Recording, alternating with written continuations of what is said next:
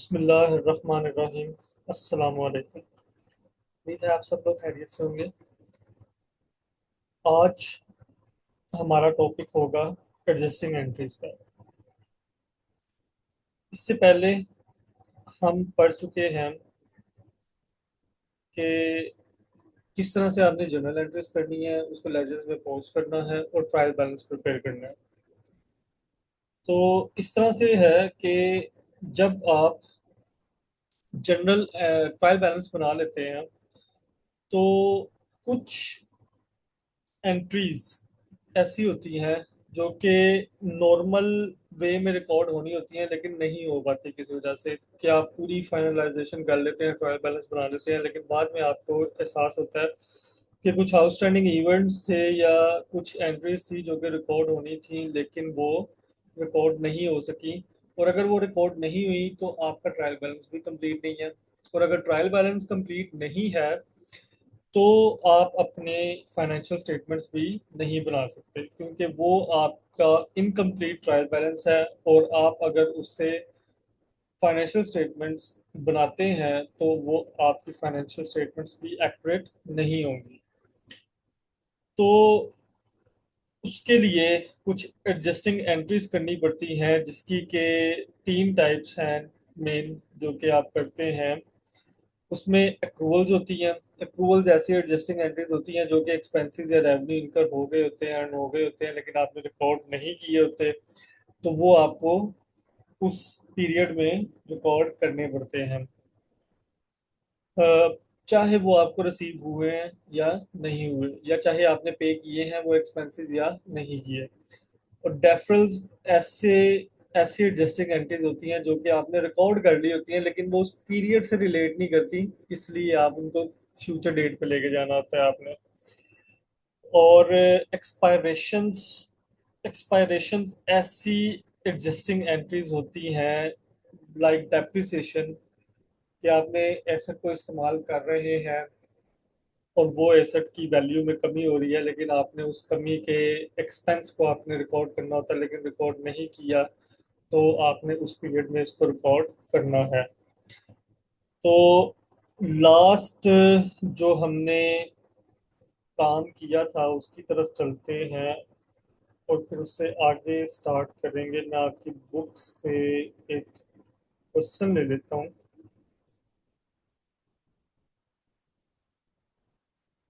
Just a second. जी, तो ये एक ट्रायल बैलेंस है B and M delivery company का। इसमें अकाउंट्स दिए हुए हैं, cash, accounts receivable, supplies on hand. इसी तरह से ये एसेट के अकाउंट है, नीचे लायबिलिटी के अकाउंट्स पेबल, फिर कैपिटल अकाउंट है, फिर डिविडेंड है, फिर कुछ एक्सपेंसेस के अकाउंट है जिनमें advertising, gas and oil salaries, ये सब दिए हुए हैं। ये इसका टोटल है, ये इसके डेबिट बैलेंसेस हैं, ये इसके क्रेडिट बैलेंसेस है। और ये नीचे दी हुई है आपकी एडिशनल डाटा जिसमें कि एडजस्टिंग एंट्रीज दी हुई हैं जो कि उस पीरियड में रिकॉर्ड नहीं की गई। और अगर रिकॉर्ड नहीं की गई तो इसका मतलब है कि वो इस ट्रायल बैलेंस का पार्ट भी नहीं है। तो बजाय इसके क्या करते हैं हम कि इन एडजस्टिंग एंट्रीज को रिकॉर्ड करने के लिए इन एडजस्टिंग एंट्रीज को रिकॉर्ड करने के लिए के बजाय इसके आप दोबारा से ट्रायल बैलेंस से पीछे स्टेप बैक वर्किंग करें, कि पहले आप जर्नल एंट्रीज प्रिपेयर करें, फिर उसको लेजर्स में पोस्ट करें, फिर दोबारा उससे ट्रायल बैलेंस बनाएं। तो इसकी बजाय क्या किया जाता है कि आप उसी ट्रायल बैलेंस को अमेंड कर देते हैं। मींस उसी ट्रायल बैलेंस में, ये जिस तरह से मैंने यहाँ पर दिखाया हुआ है कि उसी ट्रायल बैलेंस में एडजस्टमेंट्स करते हैं और यहाँ से उसी ट्रायल बैलेंस से आप एक एडजस्टेड ट्रायल बैलेंस बना लेते हैं। आपको शुरू से वर्किंग नहीं करनी पड़ती, बल्कि आप अपने ट्रायल बैलेंस को जो आपने बनाया होता है आप कहते हो चलो ये अब एक अनएडजस्टेड ट्रायल बैलेंस है कि इनकम्प्लीट ट्रायल बैलेंस है, इसमें मैं कुछ एडजस्टमेंट्स करूंगा और उससे मैं एक एडजस्टेड ट्रायल बैलेंस बना लूंगा। तो ये मेरा फाइनल ट्रायल बैलेंस हो जाएगा जिसकी बेस पे मैं अपनी फाइनेंशियल स्टेटमेंट्स प्रिपेयर करूंगा। तो इन एडजस्टमेंट्स को देख लेते हैं। सबसे पहली एडजस्टमेंट है इंश्योरेंस एक्सपेंस। वो कहता है कि insurance expense for the month of December ₹200। दिसंबर के मंथ का आप जो है अपना क्लोजिंग कर रहे हैं, और दिसंबर के मंथ का ही एक इंश्योरेंस एक्सपेंस है ₹200 का, जो कि आपने रिकॉर्ड नहीं किया, तो इट्स इसको एज ए एडजस्टमेंट रिकॉर्ड कर लेते हैं।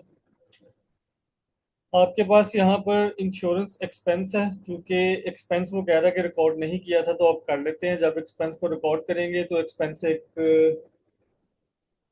एज पर रूल्स जो मैंने आपको दिए थे, उसमें एक्सपेंस जब भी इंक्रीज करता है तो वो डेबिट होता है, तो एक्सपेंस को डेबिट कर देंगे। और ऑन द अदर साइड आपके पास यहाँ पर एक प्रीपेड इंश्योरेंस का अकाउंट आ रहा है, जिसका मतलब है कि आपने इंश्योरेंस एडवांस में पे कर रखी थी। तो इसलिए आपको किसी कैश या बैंक के अकाउंट को क्रेडिट नहीं करना, बल्कि आप इस एडवांस के अकाउंट को, जो कि एक एसेट अकाउंट है, उसको यूज करेंगे और इसमें कमी कर देंगे कि जब आप एक्सपेंस रिकॉर्ड कर रहे हैं तो इस एसेट में आपने चूंकि पहले से रिकॉर्ड कर रखा था कि मैंने एडवांस में पे कर दी है, तो अब इसमें आप कमी कर देंगे एज ए एक्सपेंस रिकॉर्ड करके। दूसरी एंट्री, रेंट एक्सपेंस, दिसंबर के मंथ का ₹400 नहीं बताया हुआ कि कैश में पे कर रहे हैं बैंक में पे कर रहे हैं, तो हम यहाँ पर देखेंगे कि हमारे पास एक प्रीपेड रेंट का अकाउंट भी मौजूद है कि आपने एडवांस में रेंट भी पे किया हुआ था। तो जब एस एक्सपेंस को रिकॉर्ड करेंगे रेंट के, तो ये वाला प्रीपेड रेंट का एसेट अकाउंट काम हो जाएगा, और रेंट का एक्सपेंस अकाउंट जो है ये हम एक नया यहाँ पर हमने बनाया, क्योंकि पहले से पिछले ट्रायल में ये मौजूद नहीं था। आप यहाँ पर देखेंगे कि इस ट्रायल में रेंट का एक्सपेंस मौजूद नहीं है, तो इस रेंट के एक्सपेंस अकाउंट को आप डेबिट कर देंगे जब हम एक्सपेंस रिकॉर्ड करेंगे। Supplies use during the month ₹500। Supplies का एक्सपेंस रिकॉर्ड कर लेते हैं, आपने यूज कर ली थी। आपके पास सप्लाईज का एक एसेट अकाउंट था जिसमें आप 500 से कमी कर देंगे, और जब एक्सपेंस रिकॉर्ड करेंगे तो उसको डेबिट कर देंगे 500। और साथ साथ ये भी नोट करिएगा कि एडजस्टमेंट का डेबिट और क्रेडिट भी आपस में हमेशा बराबर रहेंगे, कभी भी इसमें फर्क नहीं आएगा। डेप्रिसिएशन दिसंबर के मंथ की ₹50 की है, इसको रिकॉर्ड कर लेंगे। डेप्रिसिएशन का एक्सपेंस डेबिट करेंगे। डेप्रिसिएशन का एक्सपेंस यहाँ पर मेरे पास कहाँ पर आ रहा है, ये ₹50 से डेबिट किया, और एक्यूमुलेटेड डेप्रिसिएशन को क्रेडिट कर देंगे 50 से। अब एक्यूमुलेटेड डेप्रिसिएशन चूंकि एसेट का कॉन्ट्रा अकाउंट होता है हमारे, तो हम इसको एसेट्स के बीच में ही लिख लेंगे। यहाँ पर मेरे पास जो एसेट्स हैं, अ, यहाँ पर मेरे करंट एसेट्स खत्म हो रहे हैं, तो मैं अपने इस फिक्स एसेट के कॉन्ट्रा अकाउंट को यहाँ पर ही लिख लूंगा इसके साथ। तो एक तरफ मैंने एक्सपेंस अकाउंट को डेबिट किया डेप्रिसिएशन के 50 से, और दूसरी साइड पे मैंने एक्यूमुलेटेड डेप्रिसिएशन को क्रेडिट कर दिया। 1/3 of the fees received in advance account has been earned by 31st December। अब फी रिसीव्ड इन एडवांस, आपने एडवांस में फी ली हुई थी, अभी अर्न नहीं की थी, तो इसका मतलब है ये आपकी लायबिलिटी थी। आपने यहाँ पे इसको लायबिलिटी में रिकॉर्ड किया होगा, जिसका कि क्रेडिट बैलेंस होगा, जो कि आप देख सकते हैं कहाँ पर नजर आ रहा है, ये यहाँ पर ये आ रहा है। तो जब आपने अर्न कर ली, जब आपने इसको अर्न कर लिया, तो क्या हुआ कि इसमें कमी हो जाएगी, धन लाइबिलिटी आपकी कम हो जाएगी, तो आप इसको डेबिट कर दोगे। 4500 का 1/3 आपका बनता है 1500। और आप दूसरी साइड पे अपना रेवेन्यू, अब चूंकि आपने अर्न कर लिया, आप इसको रिकॉग्नाइज कर दोगे। तो यहाँ पे जब भी रेवेन्यू एक इनकम अकाउंट है, इसमें इजाफा होगा तो क्रेडिट होगा, इसको 1500 से क्रेडिट कर दिया। फिर next, interest earn but not yet received. ये इसके बिल्कुल उल्टा आ गया कि इंटरेस्ट आपने अर्न कर लिया लेकिन रिसीव नहीं किया। तो जब अर्न करेंगे तो रेवेन्यू को रिकॉर्ड करेंगे, इंटरेस्ट इनकम अकाउंट को आप कर देंगे 600 से क्रेडिट, और इंटरेस्ट रिसीवेबल को आप, चूंकि आपने रिसीव नहीं किया, रिसीव करना है फ्यूचर डेट पे, अपना एसेट बना लेंगे। इंटरेस्ट रिसीवेबल को आप 600 से डेबिट कर देंगे। फिर unbilled service ₹1000। Unbilled service mean आपने सर्विस दे दी थी, तो आप अपना रेवेन्यू आपने अर्न कर लिया, आप इसको रिकॉग्नाइज करेंगे, लेकिन अभी तक आपने उसको अपने जो सप्लायर है उसको आपने इनवॉइस नहीं भेजी। इनवॉइस नहीं भेजी तो वो पेमेंट कैसे करेगा? तो आप यहाँ पर रिकॉर्ड कर लेंगे उसको as a receivable, accounts receivable.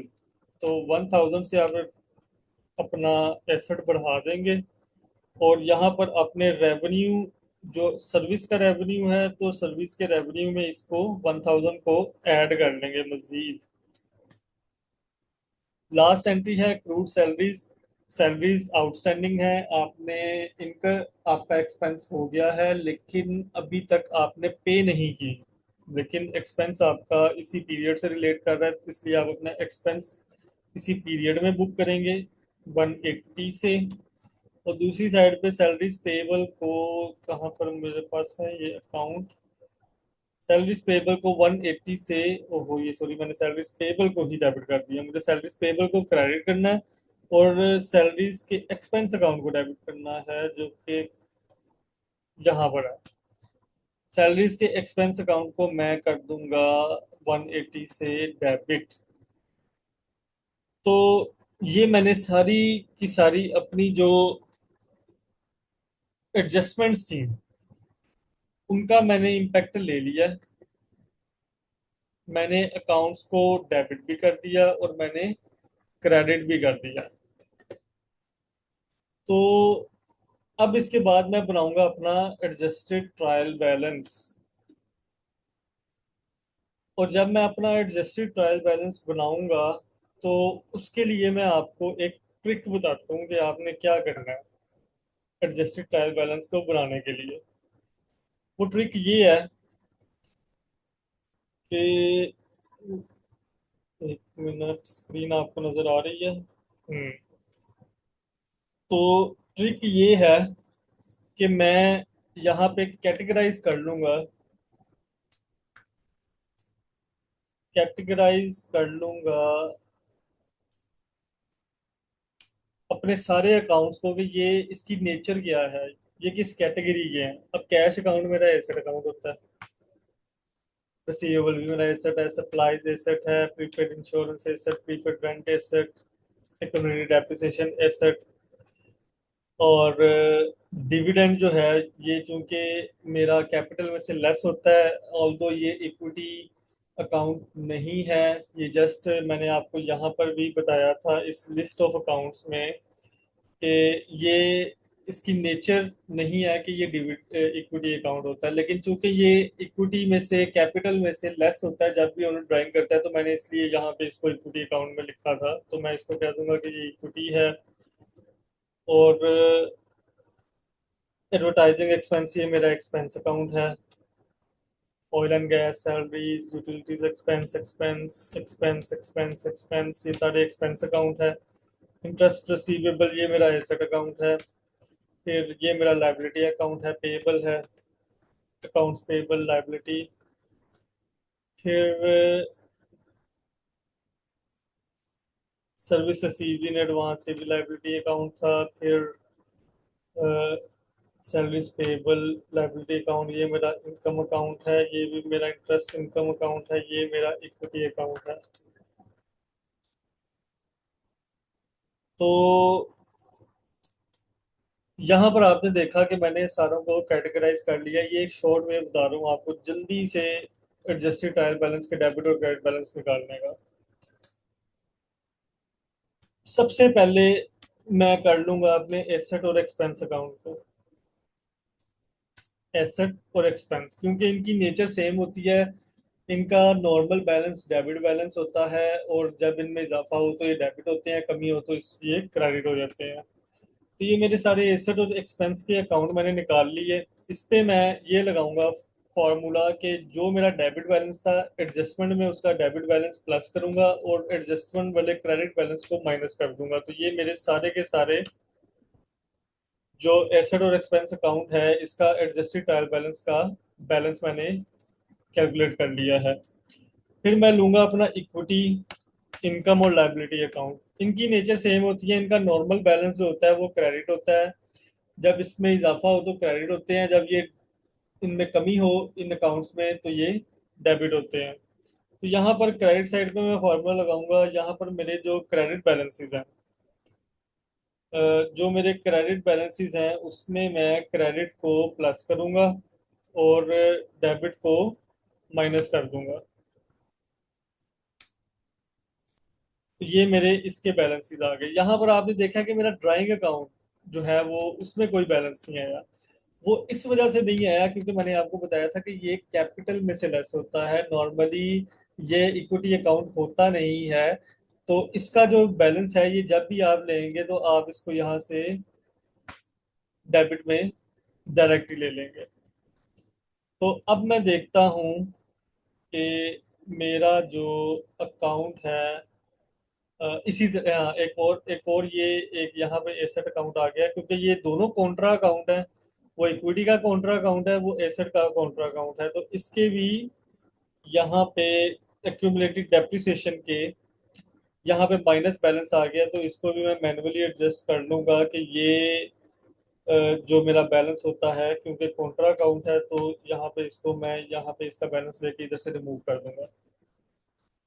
तो ये था मेरा एडजस्टेड ट्रायल बैलेंस। और यहाँ पे आपने देखा कि इसका डेबिट और इसका क्रेडिट दोनों आपस में इक्वल हैं, इसमें डिफरेंस नहीं होना चाहिए। जस्ट जो कॉन्ट्रा अकाउंट्स हैं जो कि जिसमें क्यूमुलेटेड डेप्रिसिएशन है और जिसमें आपका शामिल है ये ड्राइंग्स का अकाउंट, इन दोनों को आपने मैन्युअली देख लेना है। बाकी सब में आपने फार्मूला अप्लाई करके तो उसके बैलेंसेस निकाल लेने हैं। आपको उसका लॉजिक भी बता देता हूँ यहाँ पे एक एसेट के अकाउंट का, कि एसेट का अकाउंट जो था वो डेबिट था। इसका नॉर्मल बैलेंस जो हमारे एडजस्टेड ट्रायल बैलेंस में, अनएडजस्टेड ट्रायल बैलेंस में इसका बैलेंस क्या था, डेबिट। तो जब हमने एडजस्टमेंट की, अगर उसमें एडजस्टमेंट में कोई डेबिट बैलेंस होता तो हम उसको ऐड कर लेते, क्रेडिट बैलेंस होता तो उसको लेस कर देते। इसी तरह से जो अकाउंट रिसीवेबल था उसमें जो हमारा नॉर्मल बैलेंस होता है वो डेबिट होता है, और अनएडजस्टेड ट्रायल बैलेंस में भी उसका डेबिट बैलेंस नॉर्मल ही था। तो उसमें हमने एक एडजस्टिंग एंट्री की थी डेबिट की। तो डेबिट और डेबिट ने आपस में ऐड होना था, वो ऐड हो गया। अगर कोई क्रेडिट होता तो वो इसमें से लेस हो जाता और हमारा डेबिट बैलेंस एक्चुअली निकल आता। तो ये था इसका। और एक आपको बता देता हूँ लाइबिलिटी का।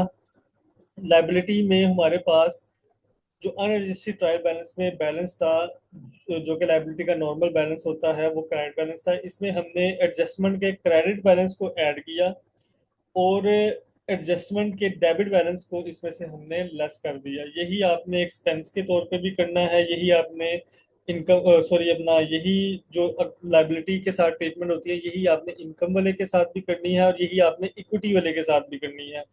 और जो कॉन्ट्रा अकाउंट्स होंगे, कॉन्ट्रा अकाउंट्स के आपने जो डेबिट बैलेंस है उसमें आपने उसके डेबिट बैलेंस को प्लस करना है मैनुअली। और जो कॉन्ट्रा अकाउंट का क्रेडिट बैलेंस वाला था यहाँ पर एक एसेट एक्यूमुलेटेड डेप्रिसिएशन वाला, उसमें आपने इसके क्रेडिट बैलेंस में ही क्रेडिट बैलेंस ऐड करना है अगर कोई एडजस्टमेंट में आता तो ये आपका एक एडजस्टेड ट्रायल बैलेंस प्रिपेयर हो गया है। और इसकी बेस पर ही आपने अपने फाइनेंशियल अकाउंट्स आप प्रिपेयर करने हैं, फाइनेंशियल रिपोर्ट्स को प्रिपेयर करना है। तो उम्मीद है आप लोगों को समझ आ गया होगा। अगर कोई आपका क्वेश्चन हो तो आप मुझसे पूछ सकते हैं व्हाट्सएप में, या इस वीडियो में भी आप कमेंट करके पूछ सकते हैं। तो मैं इंशाल्लाह पूरी कोशिश करूंगा कि उसको आंसर करूं। बहुत शुक्रिया। आज के लेक्चर को ख़त्म करते हैं, बाकी नेक्स्ट लेक्चर में करेंगे। अल्लाह हाफिज़।